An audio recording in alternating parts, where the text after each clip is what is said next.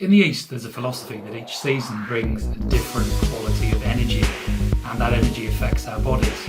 It's believed that by getting into harmony with the seasons, we can create greater harmony within our lives. To find out more about this, I wanted to know how we can harness summer energy. I'm a wellness explorer, and in this series, we're exploring health and wellness under the premise that some illnesses and diseases may be avoidable. And each week I interview wellness experts and we dive deep into an aspect of health and wellness with the aim of giving you greater understanding so that you're free to make the best choices about your health based on your unique individual circumstances. If you're open-minded and you're willing to explore your health and wellness, please subscribe to the channel and hit the bell to get notified about all of our latest uploads as they happen. And if this channel can help your friends and family, please also share it with them too. This week, we're diving deep into how to harness summer energy. And my guest is author, media consultant, and radio and TV presenter, Dawn Breslin. So, Dawn, you work with harmonizing people's lives. Tell us what that means. Okay, so what I'm doing is I'm working with a model to help maximize well-being. So maximizing energy, vitality, self-esteem, resilience, all the kind of components we need to live a rich, balanced, meaningful life. So that's what I'm doing. And there's different aspects of the work that I do. Fundamentally, what we're actually doing is we're working with people who suffer from burnout, low self-esteem, adrenal fatigue, cancer. If you can imagine a life that is out of balance, out of sync, where the mind, the body, so the connection to the body, the connection to the instincts of the body have been lost. The mind is maybe in disarray. And the connection to the spirit or to your intuition, your hunches, your higher guidance, they are just out of sorts.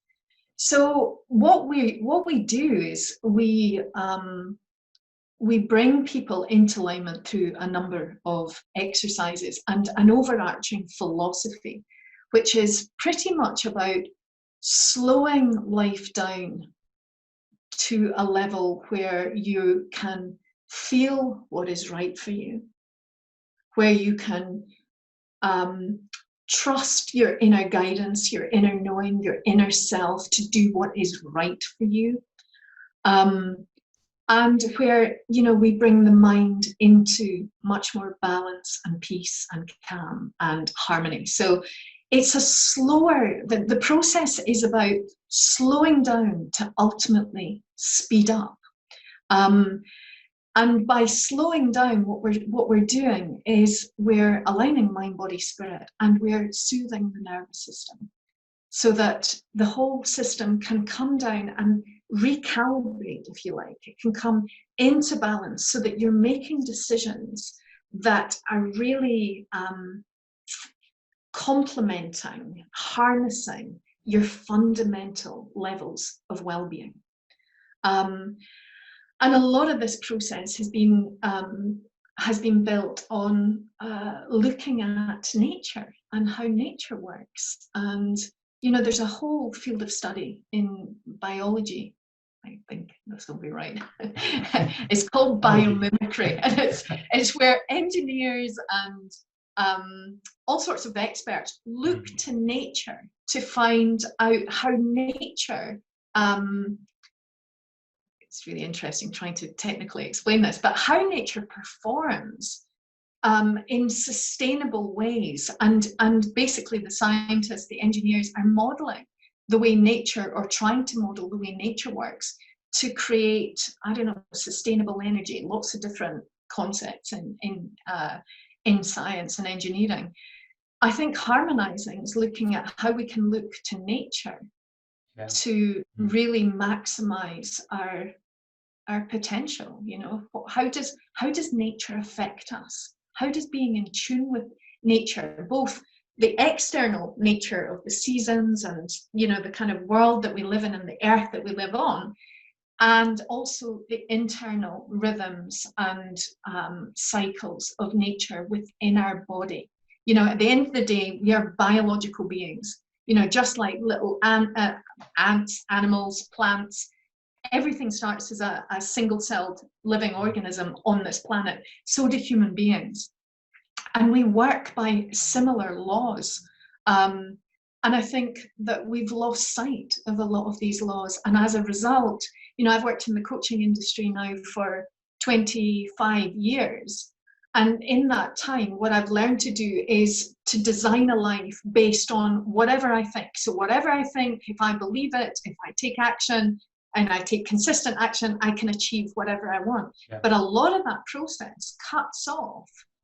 How do I really feel? How is my energy? Can I actually sustain this pace of living or working?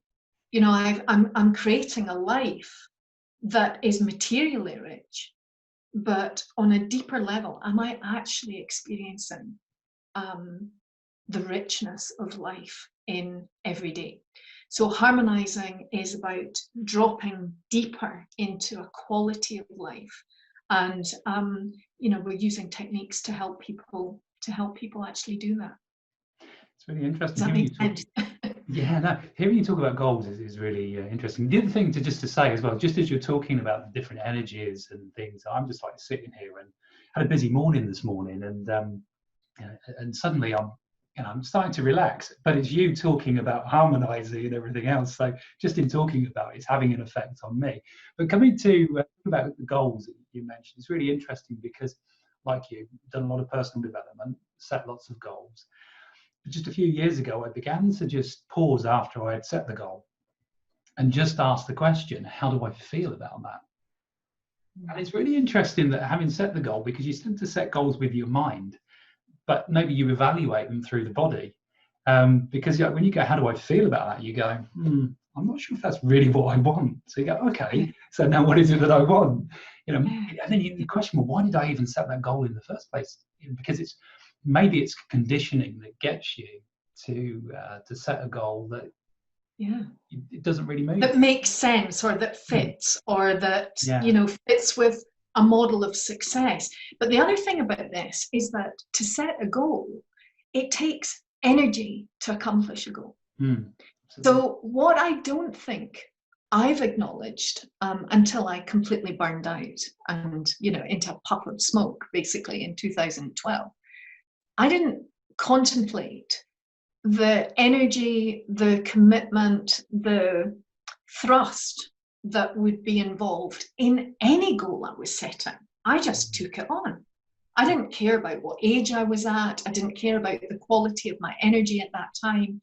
I just took things on. It was like blind enthusiasm. Yes, I can do this. And I'll achieve it at whatever cost. But I wasn't considering that cost. Yeah. You know, I wasn't considering the cost to not spending time with my daughter, not being able to spend time with, you know, my mother, the cost of not being able to spend time in nature and just really enjoy that, not spend time doing really creative pursuits. I would just set this goal, I would go after it, and I was really, really good at it. You know, whatever I set my goal to, I achieved it. But there came a point where there were the inevitable life experiences that evolve, you know, whether it's bereavement, family problems, debt, you know, you name it. There's stuff, you know, redundancy, there's divorce, all marital problems. These are the things that we're negotiating with every single day. Yeah. So when we're setting goals, we only have a certain capacity.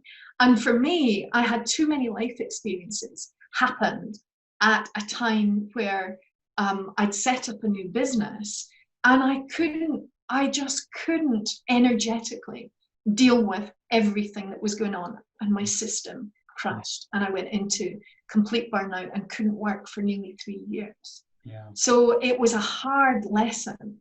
But from that, I then made this deep connection with nature, and then a connection within my mind about how, in the same way that, you know, the market's kind of moving towards eating organic and eating seasonally, you know, I moved into this terrain of what does it mean to live seasonally? What does it mean to live closer to the earth? I'm not talking about gardening or even growing my own vegetables. I'm talking about being in alignment with the energy of the seasons and the energy within my body. Yeah. So let's talk about that. Let's talk about summer energy, because we're in summer right now. So how do you define summer energy? Yeah. Okay. So what we look at is, and I guess in some respects in harmonizing, what we're looking at is the seasons as being energetic blocks of time. So, you know, we have 4 different blocks. We have winter, where life is quiet, it's more inward, it's, you know, everything outside is kind of dying or faded away, skeleton-like in nature. And that transitions very naturally into spring, where we have the buds on the trees, and we have, you know, we have this growth period that's emerging. And then the next block of energy is moving into summer, where everything's moving into full blossom, full bloom, full activity. And that's where we are right now. We're in this phase of activity where the sun is high in the sky.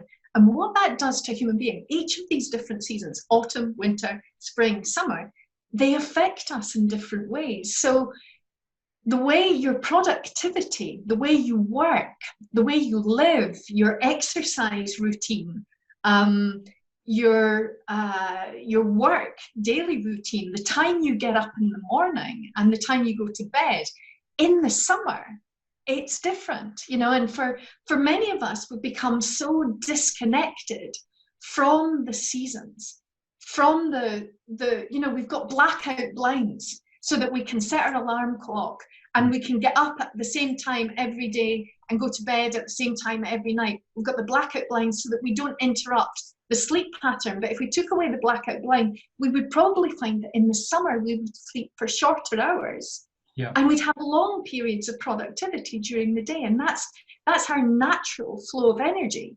But through living in these houses with, you know, being in cars, having, you know, electronic devices that are separating us from nature, many of us are just disconnected, one, from nature and the depth and quality of life and the gifts that nature brings. So at the minute, we're in this lovely high energy phase. Now, I've worked with people who are grieving. I've worked with people who, you know, have been, you know, they've had nervous breakdowns. They've burnt out completely. And in autumn and winter, and maybe even early spring, it's really difficult to get their energy moving, to move them into action. Because I do still work with goals, but I work with goals in a different way. You know, the focus is about working with the energy of the season, working with your personal, you know, abundance, whatever it is that you have. And the energy, the seasons move so naturally. And people who are suffering from depression, you know, people go through SAD, that experience that people have in the wintertime where they feel quite depressed and stuff. But when the spring and the summer comes, their energy moves. And what I do with people is I condition them to the seasons. So I'm actually getting them to really connect into the seasons, to become aware of the energy that's abundant at that time. And they start to notice how the energy of the seasons moves them into different states. It moves them into a different energetic flow. So this is the time, you know, the high sun in the sky, this is the time for productivity. So anyone who's watching this in summer, this is the time for, you know, doing projects that you've been saying to yourself, I'm going to do that, you know. We do it in the garden, you know, we'll paint all the benches and we'll do all that sort of stuff. But it's looking at other projects whilst you've got the energy of summer. It's saying, right, okay, how can I work with this best at this time? It's also about fueling the body. So it's about getting the body outdoors, boosting it naturally with vitamin D, letting it be in the sun, as it's like natural health. You move it into the sun and you allow it to be boosted. It's like medicine in the summertime. If you actually take the body out into nature, you allow it to bathe in the forest and the beauty of the forest, and you know, all the sounds and the rhythms of nature. It's like you take it out and you allow it to experience this medicine, because there's going to come a point where summer will move to autumn, and that's a natural shift. And then we have a different process that's emerging in the autumn time. Now, for some people, you know, they'll be I don't know, even just listening to me, if it makes, I mean, it makes perfect sense, doesn't it? It does, absolutely. I mean, I know that, you know, in springtime when the sun's out, you open the door and you walk out into the garden and you feel the warmth on your skin, and suddenly it's like, yeah, fresh air and sunshine. You know, where have you been? You know, so definitely get that. The other thing you're talking about there in terms of like blackout lines and things like that. I mean, I used to live in a busy town, moved down into the southwest a number of years ago, and we have the back of our house faces down onto horses' paddocks and fields. So the back of our house is actually quite natural in the sense of you can see stars in the sky. There's no street lighting to spoil that. When it's dark, it's dark. You know, if you get out of bed in the night, you really need a torch to find your way around. It is so dark. But when naturally it lightens up in the morning, so what I'm getting at actually is I'm getting to see the difference of that kind of like morning energy, the different times the sun comes up and goes down, just as a result of actually being close to nature in that way. So I totally get what you're saying. So Dawn, tell us, how do we harness summer energy? How do we use it? Well, I think just like I was saying, I think, you know, it's recognizing the activity, the change, the shift in energy. I mean, I was out running this morning and everybody's out running. You know, it's like I live at a beach and I'm just trying to find a track where I can run, because they're all running towards me and they're coming from behind me as well. And then I run in the winter and there's hardly anyone there, you know. So it's taking the opportunity. I think, you know, it's like you're saying, Neil, it's get outdoors. Yeah. We have become so conditioned to live indoors, to be inside our offices, you know, to be in these hermetically sealed off places where this biological system is disconnected from the wonder, the beauty, the energy of what is just completely natural medicine for us. So, you know, it's about really harnessing that. And the other thing that I wanted to talk about is, you know, summer energy is, you know, something that we can harness by being outdoors. If we've got more energy, this is the perfect time for being productive, because once you move into autumn and winter, you're going to feel less productive at these times. And it's trying to work in a kind of trusting way, like we did probably 200 or 300 years ago. People were naturally attuned to the cycles and to energy, and they worked in alignment with that. You know, the pagans, they built a whole culture around this, you know, and it was the way that we harvested. It's, you know, we celebrated. We were so connected to the changing energies of the seasons. But as I say, we've lost it. So in summer, we've got, you know, the seasonal energy, but there's also an internal energy that we work with in harmonizing. I'll explain the first internal one, and that's the menstrual cycle.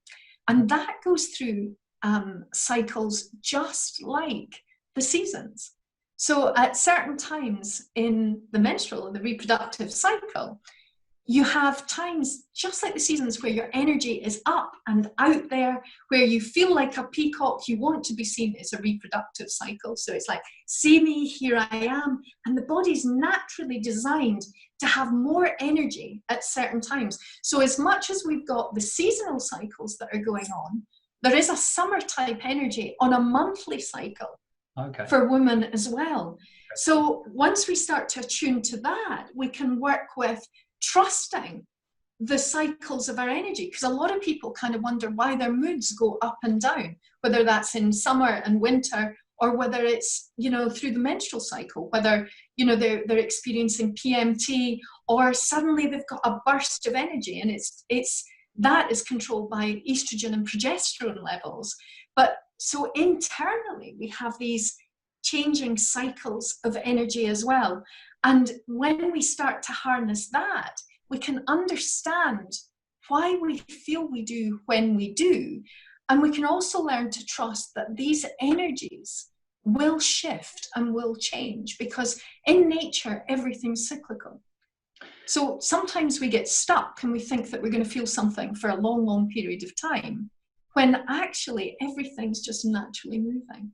Yeah, we're going to say something. No, yeah, it's fascinating actually thinking about the cycles for women, you know, during the month, and how, I mean, as a guy, to understand this is fascinating as well, because, you know, you do certainly see that that time where you know, I've got two women in my household, so you do certainly see kind of like the engaging, the you know, the wanting to talk about things, and then gradually during the month you might see more of a withdrawing. Withdrawal. Yeah. And it's exactly like the seasons. Yeah. It's the same mirror, it's the same energies, the same time scales, but on a monthly basis instead of quarterly. That's fascinating. So I'm really enjoying what we're talking about here, Dawn. And I want to invite people watching the video, if you're enjoying this too, please do give us a thumbs up. We do like to see those. And please tell us in the comments how what we're talking about here is affecting you, because that's really useful for us to hear and see as feedback, but also so that we can engage in conversation with you. Dawn, what happens when we go against the natural energy of summer? Or when you're not in sync with it. Yeah. Like everyone else is having a good time, everybody else is productive, everyone else is out there jogging, and and there's lots of butterfly energy around, but you're not feeling it. Well, the first thing that I have to say is it's okay, and you don't have to feel it. So a big part of my teaching is, in fact, the primary part of my teaching is about self-care. It's about really tuning into the self and recognizing what is it that I truly need. So as much as we've got these changing cycles, you might be out of sync with that. So I would say that what you then do is you just drop into, what is it I really feel right now? You know, we kind of work on the principles of self-kindness, self-trust, self-respect, self-honor. And like everything in life, you know, different things life is chaotic. You know, we're going through the nature of life. I talked about it earlier, you know, whether it's grief you're going through, redundancy, divorce, depression, whatever it is you're going through, you can't force yourself to be somewhere else. You can naturally move into somewhere else. But I guess our philosophy is that as human beings, for us to really grow and thrive, we do it like nature does it. And we do it very naturally and very organically and very gently. We don't get people running through, you know, running across hot coals to get to their goal. It's the kind of the absolute opposite of that, where it's just saying, what do you need right now? And sometimes that's a really tricky thing for people to work out. You know, if you've not been looking after yourself for a long period of time, you've been focused on the mind, you've been focused on holding something together, you've been stressed, you've been distressed, you might not know what it is you need. And this is where we've got to learn to nourish and nurture and give ourselves exactly what we want, and exactly what we want and what we need. And I've seen this with people who are going through cancer treatment. I've seen it with people who are completely burned out. I've experienced it myself, and I've been burned out. I've been in the middle of summer and just been out of energy completely. So, you know, it's kind of like in nature, if a big tree falls over, so you imagine a big oak tree and it breaks in a storm, Yeah. and it falls over a beautiful little river, creek. The tree doesn't think, oh, right, okay, it's summer, I've got to get back up there. But what it does is it might even be broken in parts, but let's imagine certain parts aren't broken, aren't disconnected from the root. The tree will possibly just start to grow from exactly where it is, and it starts to naturally and organically grow. It takes in the sunlight, takes in the nutrients from the soil, and then it starts to evolve again. And I think that's the attitude that we use with human beings, is to just be where you are, give yourself what you need, and grow from where you are right now. Because if you try to go too far, too fast, too soon, you can break again. Yeah. So again, it's just a very natural and organic kind of growth process. It's interesting. I'm just thinking, coming into summer, if you've been pushing yourself, let's say, through the winter and the spring, and then you enter this extra energy where there's an upward trajectory, that I can see why people would burn out potentially more so in the summer. Yeah, and you know, the thing about things like burnout is you cannot see, you know, with adrenal fatigue, burnout, when you're really pushing the system, you cannot see the damage that's going on behind the scenes. Yeah. When you continue to push. And it's not until there's a health crisis or an illness, you know, and lifestyle diseases are on the up, you know, and it's not until something like that comes up or you actually finally break that you take the time to consider what it is you were doing.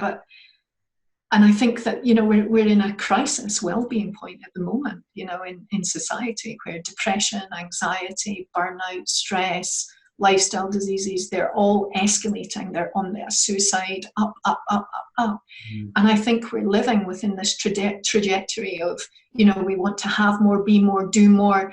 And it's that push society. And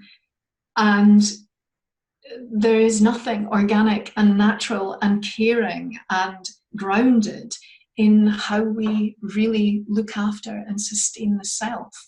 So I guess in harmonizing, what we're trying to do is give people models, a way to look after themselves, to really nourish and grow. And you know, I just have to really stress this. It's like a really natural growth process, but it does not exclude, you know, making lots of money, having abundant, and it's like you will reach your destination and your goal in a really productive, sustainable way, and you can have everything that you were chasing after before, but it might take you a bit longer to get there, but you will get there. You'll get to your destination with your family intact, your well-being intact, you know, and having experienced, especially when you start to really, really connect with nature, yeah, you know, having experienced the wonder and the joy of life. It's just it's a slower journey. Yeah. Yeah. Could you give me some examples or example of how you've seen somebody's life change through the process that you work with? You know, going from, you know, let's say something like burnout, but using the energy of the summer and actually, you know, to benefit their life. Yeah, and so there's one lady that comes to mind, and she was made redundant, and had to go through a really horrific tribunal, and it was awful, and she was really just broken, really, really broken. And I remember even being slightly nervous about how long she was going to stay stuck as we were working together, because harmonizing kind of bridges the gap between coaching and counseling. So it's not just right, we're going to get you to your goal. Part of the process is actually being with people where they are, you know, but there is a perpetual motion in the process. So yeah, and I remember her just being stuck for months, and then there was this, I just thought, you know, by the time we get to spring, summer, something is going to change. And I knew she worked in her garden a bit. But it was almost like she was suffering from a really intense form of grief as well, because she'd lost her identity, lost her career, kind of lost the whole thing, didn't know who she was anymore. And as we moved in to the summer season, I got her into her garden, and part of that was kind of focusing on little projects that she could begin to do, tiny little projects in the garden. And we started, you know, whether it was flower beds or getting new flower pots, you know, clearing out the garage, because there was a big clearing process went on with her as well, letting go. And it was amazing just to watch how things started to move, how they started to shift. So the natural energy of summer, and she was also really petrified of going into autumn and winter because she'd harnessed some spring, summer energy. You know, it was like, right, but she'd experienced sad before, or every year, a kind of depression. But when she got to autumn, winter, we were looking at what autumn and winter brings, you know, and they bring very different qualities. And if you are awake to these qualities and you harness the inward period of your life, you know, I'm not going to go into it just now, but you start to harness that, it doesn't become such a scary prospect of being in these darker months. Because if you have done, you know, you've been out in the summer, you've engaged with the earth, you've been out in the woods, you've been working in your garden, you've got your dose of vitamin D, you know, you've marveled at the blossoming of the fullness of summer, and you really connect into that, then you're connected into something bigger. You're connected into something bigger beyond, like you're talking about the morning energy and the evening, and I walk at dusk and I walk at dawn, and the magic and the beauty and the wonder on the planet at these times. You know, there's